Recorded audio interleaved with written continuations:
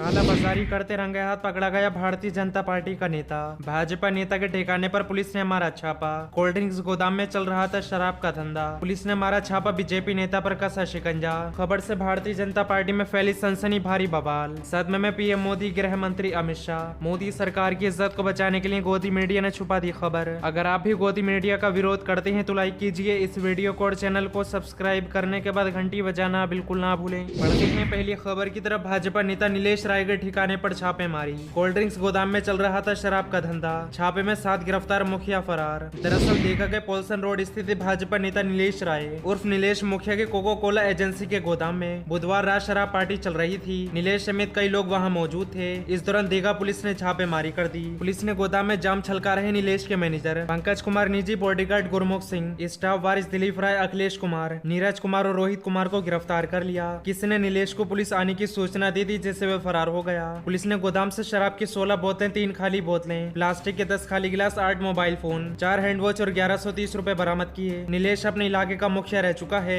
उसकी पत्नी Suchitra Singh ward B की काउंसलर है। हाल ही में सुचित्रा सिंह ने डिप्टी मेयर का चुनाव लड़ा था। पुलिस ने गोदाम को सील कर दिया है। निजी बॉडीगार्ड गुरमुख पंजाब के गुरदासपुर के 12 गाँव का है। पटना में कुर्सी कोठिया विकास नगर में केदार राव के मकान में किराया पर रहता है। नीरज कंकड़बाग, जबकि मैनेजर पंकज व अन्य 4 दीघा के रहने वाले हैं। नीलेश और गिरफ्तार लोगों पर दीघा थाने में बिहार मद निषेध अन्न उत्पाद अधिनियम 2018 की धाराओं के तहत केस दर्ज किया गया है। नीलेश को गिरफ्तार करने के लिए कुर्सी गेट नंबर 64 के पास स्थित घर में छापेमारी की गई, लेकिन वे फरार था। इस गोदाम में रोजाना शराब की महफिल सजती थी। इस सूचना मिलने पर ट्रेनी डीएसपी प्रांजल और दीघा थानेदार राजेश कुमार सिन्हा वहां पहुंचे। वहां शराब की पार्टी चल रही थी। लोगों ने इधर उधर भागने की कोशिश की, लेकिन गेट पर पुलिस तैनात थी। सभी को गिरफ्तार कर दीघा थाने लाया गया और ब्रेथ एनालाइजर से जांच की गई, जिसमें शराब पीने की पुष्टि हुई। पुलिस वहां से डीवीआर लाई। पुलिस इससे ये देख रही कि कौन कौन लोग गोदाम में शराब पीने आते थे। गिरफ्तार लोगों के मोबाइल के सीडीआर को भी पुलिस बंगाल में जुटी है। नीलेश के कोका कोला का सीएनएफ लिया है। इस गोदाम की आड़ में शराब का धंधा करता है। उसमें होम डिलीवरी बॉय भी रखा था। विधि व्यवस्था डीएसपी संजय कुमार ने बताया कि जांच में ये बात सामने आई है कि नीलेश कोल्ड ड्रिंक एजेंसी के इस गोदाम की आड़ में दूसरे राज्यों से शराब मंगवाता था। यहाँ से शराब की सप्लाई होती थी।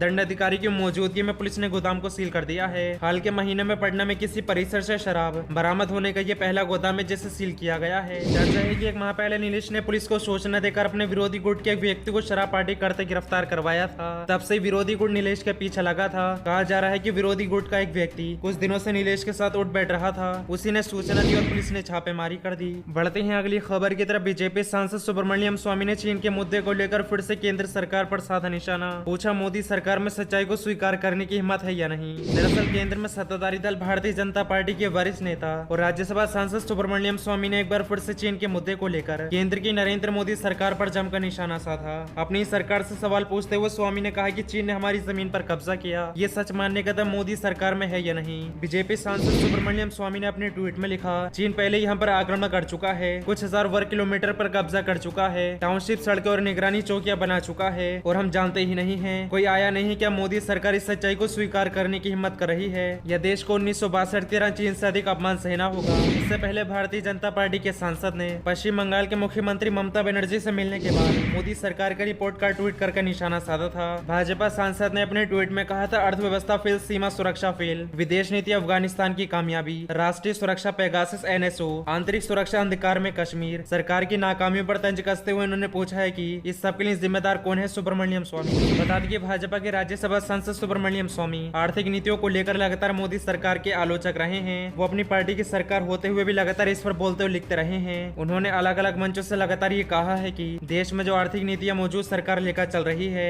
उससे स्थिति बेहतरी की वजह और ज्यादा खराब होने की ओर जा रही है। सुब्रमण्यम स्वामी ने बुधवार को दिल्ली में पश्चिम बंगाल के मुख्यमंत्री ममता बनर्जी से मुलाकात की थी। ममता बनर्जी से मुलाकात के बाद उन्होंने टीएमसी में शामिल होने की भी अटकलें लग रही हैं। इसी बीच स्वामी ने ममता बनर्जी से मुलाकात के बाद उनके तारीफों के पुल बांधे थे।